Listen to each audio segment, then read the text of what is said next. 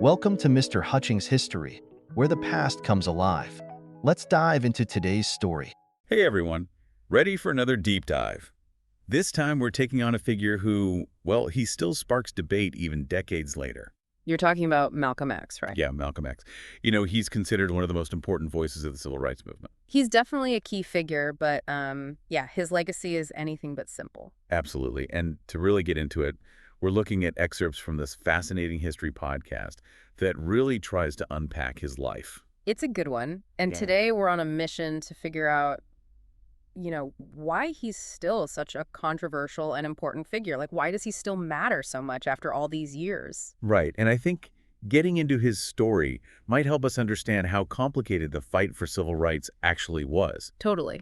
You see, Malcolm X kind of challenges that simple narrative about the civil rights movement, the one we often hear. Like the one focused solely on Martin Luther King Jr. Exactly. Instead of pushing for integration like Dr. King did, Malcolm X had a different vision for Black empowerment, one that was all about self-reliance and independence, especially for those struggling in northern ghettos. Okay, so if MLK was about bringing Black and white communities together, Malcolm X was saying something different.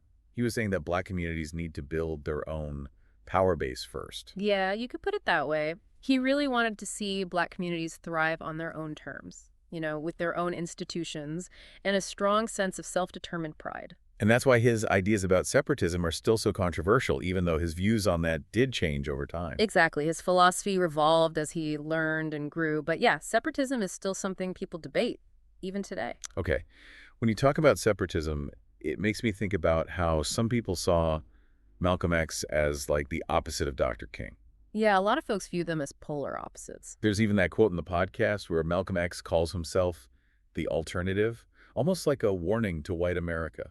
What do you think about that? That quote's super powerful because it really shows how Malcolm X saw his role in the movement. I mean, imagine it. He's basically saying, if white America won't deal with the root cause of Black suffering, well, then I'm the consequence. Like, he was the embodiment of all that frustration and anger just boiling over. Oh, chills, literally chills. So was he trying to push for change through fear, or was it more about like forcing people to see the reality that things couldn't stay the same? What do you think his vision for Black people was, and how did that vision actually, shape what he did? That's a question that people are still debating. And to get closer to an answer, we have to talk about his methods, which were just as controversial as his vision. Oh, for sure. Yeah. I mean, the podcast definitely doesn't shy away from that. Yeah. He was provocative, to say the least. It really makes you wonder how he chose his battles and why. Well, Malcolm X, he was a master of using words to get people's attention. He knew how to make them uncomfortable and force them to think about the injustices faced by Black Americans. He wasn't afraid to ruffle some feathers. Not at all. I mean, his critiques of nonviolence, even going so far as to call some civil rights leaders Uncle Toms, he really shook things up. Wow, he didn't hold back. It's hard to imagine anyone today calling the March on Washington the farce on Washington. But that's how strongly he felt about it. He saw integration on white terms, as a form of assimilation, not true equality. So he didn't see it as true progress. No, not really. He argued that true liberation wouldn't come from fitting into the existing power structure. It had to come from building power outside of it. Which brings us to his famous any means necessary stance. It's one of those phrases that everyone's heard, but not everyone truly gets. What did he actually mean by that? It's definitely a powerful statement. I don't think it was necessarily a call for outright violence. It was more a declaration that Black people wouldn't be passive victims anymore. They had a right to defend themselves, their lives, and their dignity using whatever means were necessary. That's bold.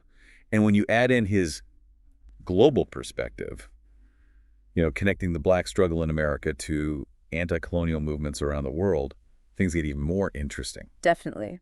Malcolm X saw the fight for Black liberation here in America as connected to a much bigger global struggle against colonialism and white supremacy.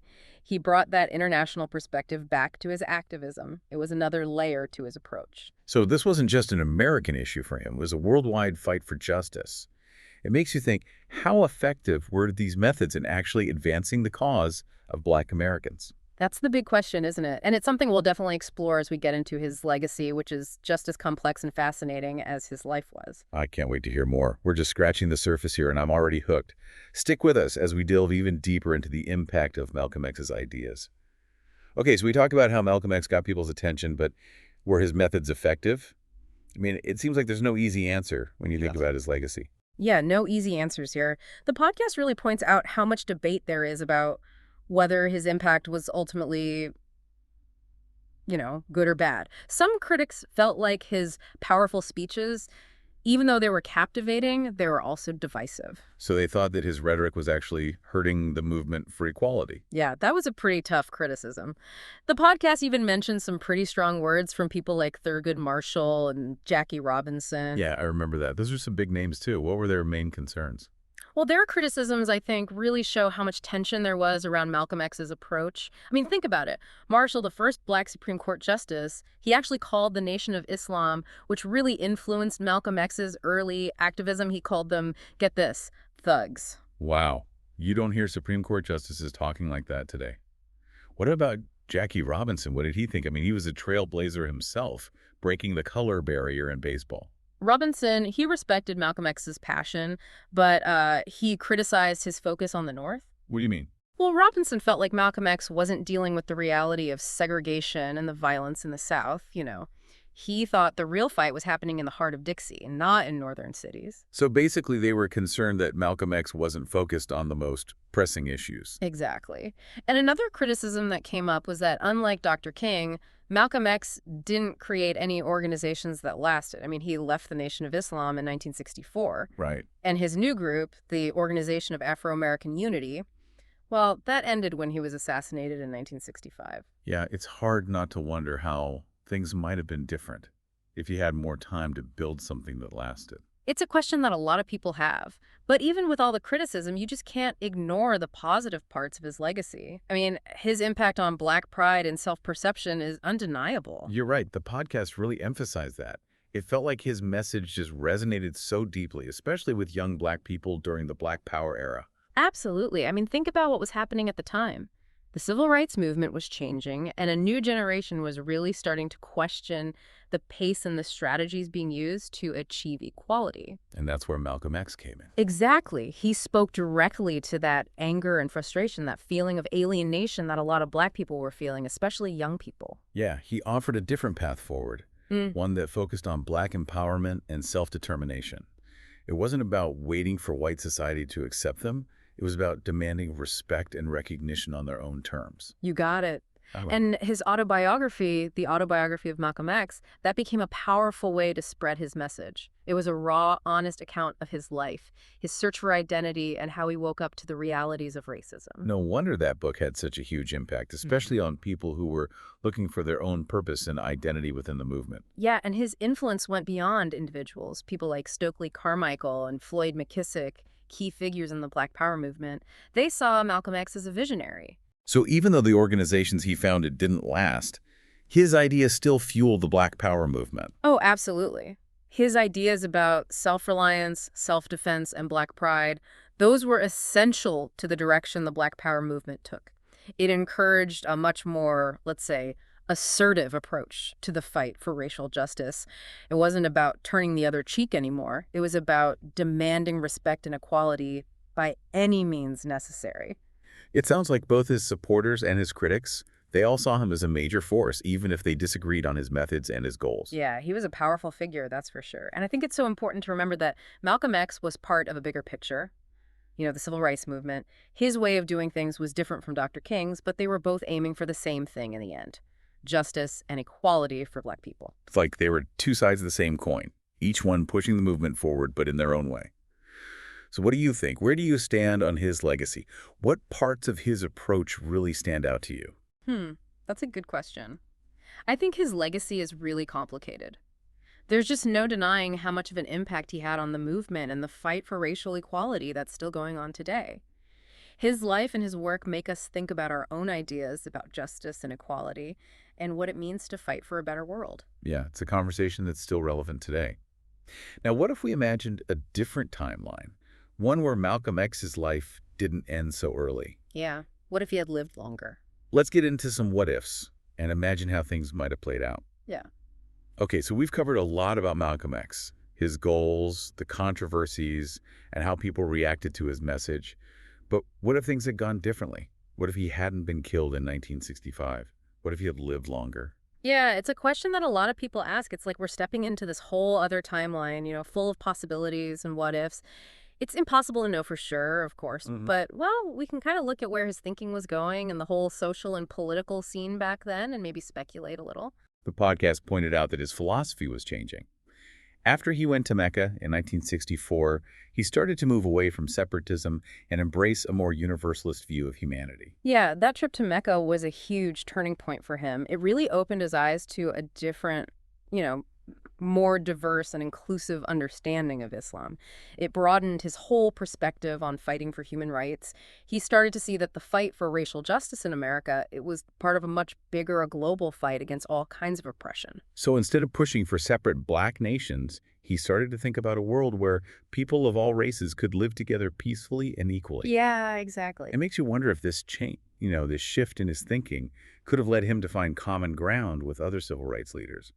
I'm thinking about Dr. King, for example. It's a really interesting thought. Imagine the power of a united front with both Malcolm X and Dr. King leading the way. I mean, their combined charisma, their strategic brilliance, and their ability to get people moving, it could have been an incredible force for change. They could have put so much pressure on the government to actually make meaningful changes, social and economic reforms that really made a difference. And Malcolm X's global connections, they could have helped spread their message around the world. For sure. His voice could have become like this beacon for people fighting against colonialism and all kinds of injustice everywhere. Even if he hadn't teamed up with Dr. King directly, his influence on the Black Power movement, well, it probably would have kept growing. I mean, his ideas about Black self-reliance, economic empowerment, and pride, those were already connecting with young activists. So he might have become this guiding figure, helping to shape where the movement went and, well, how to turn those ideas into real action. Yeah. It makes you think about all the possibilities for building strong, independent Black institutions and communities. Yeah, there was so much potential there. And then there's the question of, what would happen to his views on violence, that any means necessary stance. It was powerful, but it also created controversy. It was a powerful statement about self-defense, but it also makes some people nervous. Exactly. It's possible that as he got older and his views of the world expanded, his focus might have shifted more towards things like community organizing, getting involved in politics, and building up economic power as ways to achieve Black liberation. Maybe he would have become a big advocate for Black political power, pushing for more Black people in government and for policies that tackle the root causes of inequality. It's fascinating to think about all the possibilities. We can never know for sure what would have happened, but exploring these what-ifs helps us see how much impact individuals like Malcolm X can have, even when their lives are cut short. It's a good reminder that history isn't just a set story.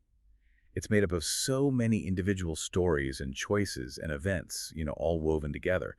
And even though his life was tragically cut short, his story still makes us think hard about the fight for racial justice, back then and today. Yeah, his legacy is a powerful reminder that the fight for equality is never really over.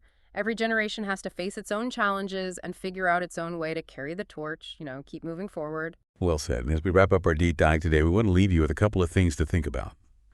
What can we learn from Malcolm X's life and work and apply those lessons to the challenges we face in the world today? How can we honor his legacy by continuing to fight for a world where everyone is treated with dignity and respect? Keep thinking about these questions as you learn more about history and the fight for justice. Thanks for listening to Mr. Hutchings History. Keep exploring, and we'll see you next time.